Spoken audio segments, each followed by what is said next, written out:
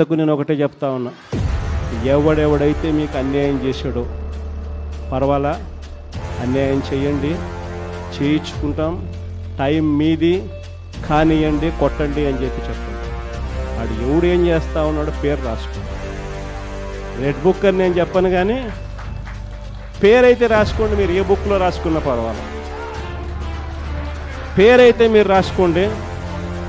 దాని తర్వాత మాత్రం అన్యాయం చేసినోనికి సినిమా మాత్రం మనం చూపిస్తామండి. ఆ మనిషి రిటైర్డ్ అయి ఉన్నా కూడా లాక్కొని వస్తాం. ఆ మనిషి దేశం విడిచిపెట్టిపోయినా లాక్కొని వస్తాం. ఎవరిని వదిలిపెట్టేది ఉండదు. ఒక్కొక్కడికి మాత్రం సినిమా మాత్రం ఎలా చూపించాలో అలా చూపిస్తాను.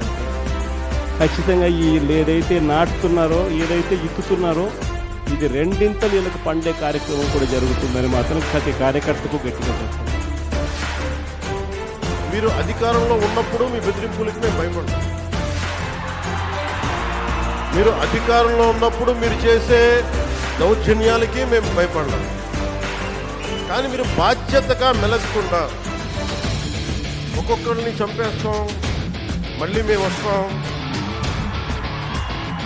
కూర్చొని మీరు కాంట్రాక్ట్లు వేస్తే కాంట్రాక్ట్లు చేసిన వాళ్ళందరినీ మేము బెదిరించేస్తాం, జైల్లో పెడతామంటే ఏమనుకుంటున్నారా మీరంతా? మేమేం మాటలా గుర్తుపెట్టుకోండి. అలా బెదిరించే సమూహం ఎవరైనా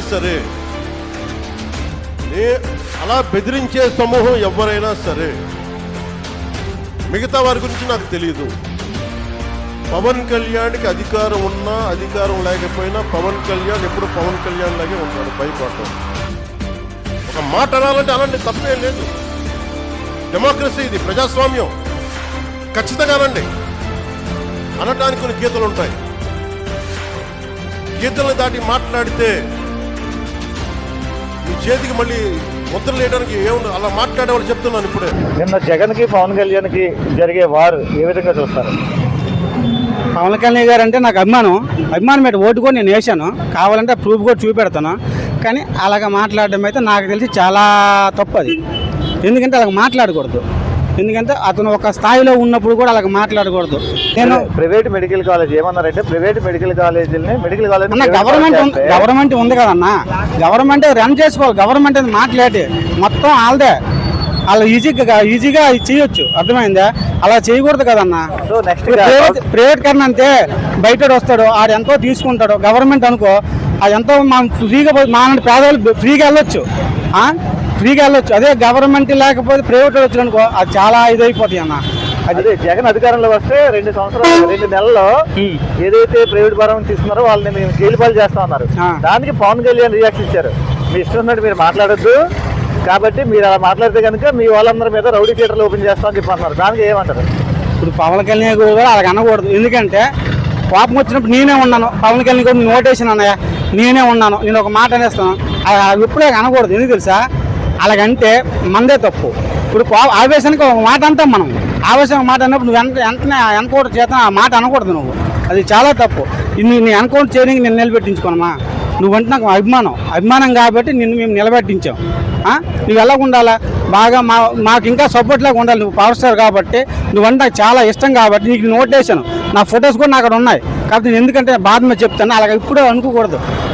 ప్రతిపక్షం ఉన్నప్పుడు కూడా ప్రతిపక్షంలో ఉన్నప్పుడు కూడా అలాగ మనం భయపెట్టకూడదు అన్నయ్య. భయపెట్టకుంటే మనం కరెక్ట్గా ఉంటేనే రాజకీయం ఉంటుంది. ఇప్పుడు జగన్ మాట్లాడే భయపెట్టానుకో, చంద్రబాబు రాగలదేటి? చంద్రబాబు నాయుడు గెలిచాడంటే కారణం ఏంటి? అంతగా భయపెట్టలేదు. అలాగే ఉండాలి రాజకీయం అంటే. వాళ్ళకి వీళ్ళకి భయపెట్టుకోకూడదు. భయపెట్టుకోకుండా నిజంగా ఉంటేనే నిజమైన రాజకీయం అది. అంతేగాని నేను తప్పుగా మాట్లాడలేదు. అది ప్రతిపక్షమైన అధికారమైన అలాగే బెదిరింపు రాజకీయాలకు పనికిరాదు అన్నయ్య. బెదిరింపు రాజకీయాలు లేకుండా ధైర్యంగా ఉంటేనే రాజకీయం బాగుంటుంది. అది ఇప్పుడు పవన్ కళ్యాణ్కి జగన్కి జరుగుతున్న వారి కోసం మీకు తెలుసు కదా? తెలుసు. దానికోసం మీరు ఏమనుకుంటున్నారు? అంటే మొన్న స్టేట్మెంట్ చూసుకుంటే ప్రైవేట్ కాలేజీలు దాని మీద వైసీపీ గవర్నమెంట్ వాళ్ళు మరి ర్యాలీ 1 కోటి సంతకాలు చేశారు. అది ఏంటంటే మరి 1 కోటి సంతకాలు చేసింది రైట్ ఏమో అనిపిస్తుంది. ఎందుకంటే మరి అంటే మాలాంటి వాళ్ళకి ఏంటంటే ప్రైవేట్ కాకుండా గవర్నమెంట్ అది ఇప్పుడున్న వీలైనా సరే వాళ్ళైనా సరే ప్రజలకి మంచి జరిగితే అది మంచిది. నేనైనా అదే కోరుకుంటాం ఎవరైనా. దానికి ఆయన తోలు తీస్తాను తొక్క తీస్తాను ఏదో అన్నారు. అదైతే కాదు, కరెక్ట్ పద్ధతి అయితే కాదు. అంటే ఇద్దరు సామరస్యంగా పరిశీలించుకొని ఏదైతే మంచిది, జనాలకు ఏదైతే మంచిది. పవన్ కళ్యాణ్ వ్యాఖ్యల్ని మీరు సమర్థిస్తారా? దానికైతే నేను అంగీకరించనండి. ఎందుకని? ఎందుకంటే ఇది ప్రైవేట్ కాకుండా ఆయన చేసుకుంటుంది.